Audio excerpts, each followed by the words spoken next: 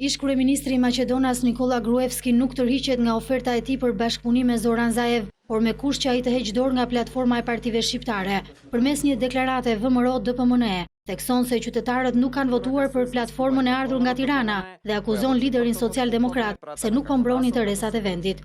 Qytetarët nuk votuan as për ndryshimin e monedhave dhe as për zyrtarizimin e gjuhës shqipe në të gjithë territorin, as për krijimin e shtetit binacional apo për federalizimin ose kantonizimin. Qytetarët nuk votuan për platformën nga Tirana.